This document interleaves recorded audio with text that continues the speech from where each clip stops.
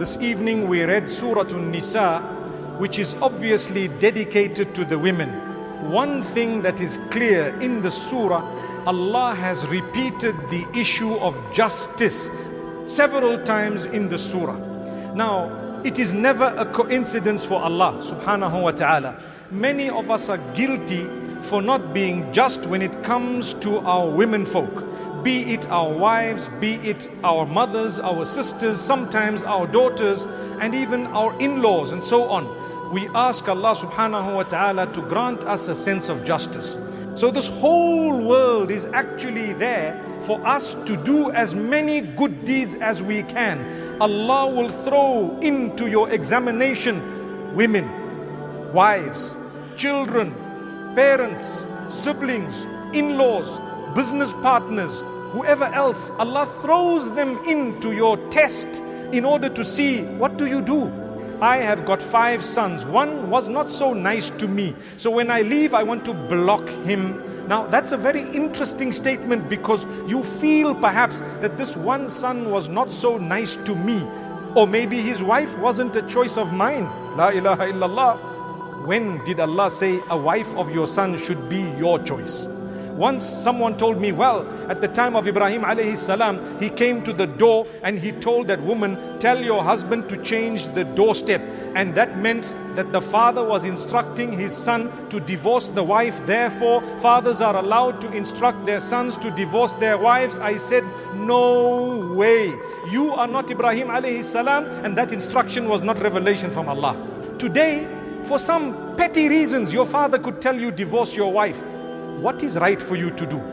You need to ask yourself, is my father right or is my wife right? Ya ayyuhalladhina amanu kunu qawwamina bil qisti shuhada'a lillah. Amazing verse. Allah says, oh you who believe, stand steadfast for justice for the sake of Allah, whether it be against your own parents or your relatives, your children, whoever it may be. That wealth, what is it? Allah says, rich or poor, you side with who is right. Your father, your mother. Recently I released a little lecture where I said, who is right? Your mother or your wife? The answer is, or who do you love more? The answer is, when it comes to who is right, you've got to look at what the issue is. If your mother is wrong, respectfully, very kindly, you can actually correct her, or you can move away in order to portray your dissatisfaction. In Surah An-Nisa, where Allah subhanahu wa ta'ala, addressing the matter, says that, oh you who believe, stand firm for what is right, for justice, even if it's against your own parents. Who are al-walidain? Mother and father. Some people mix up the hadith of the Prophet ﷺ, wherein he says, who is, the question was asked obviously, who is more deserving of my good companionship? What was the answer? My mother. Your mother, basically. Who next? Your mother. Who next? Your mother. We've even heard some songs made in that regard, right? It's true. Is that talking of obedience? No. Is that talking of when she is wrong? No. It's talking of your kindness. Man ahaqqun nasa bihusni suhbati.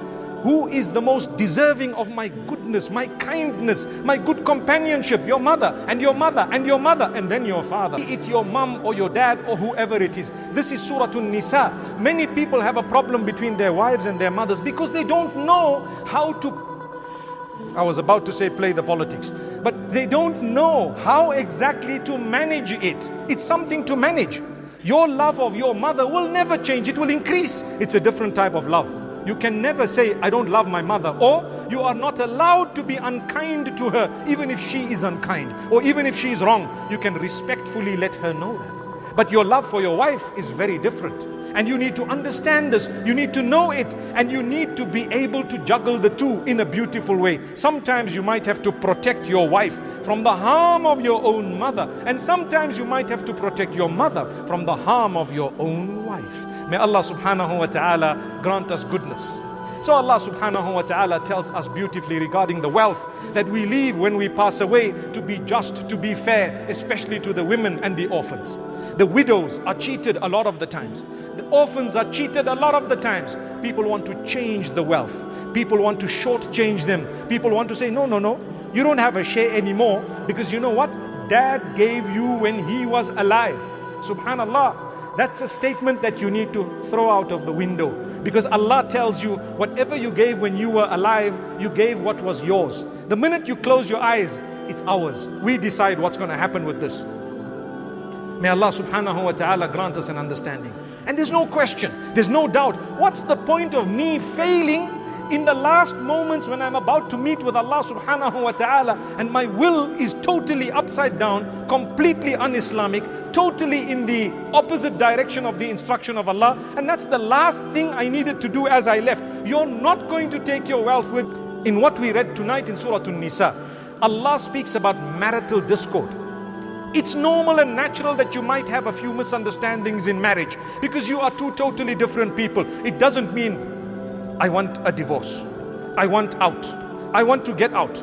And you are only married. You need to make an effort, sacrifice, adjust and change on both sides, not just on one. You can't say you're a woman, you need to adjust. Well, if you are wrong, you also need to adjust. You need to correct your bad ways and habits. All the pornography, all the bad friends you have, all the drugs that you've been taking, even if it is weed,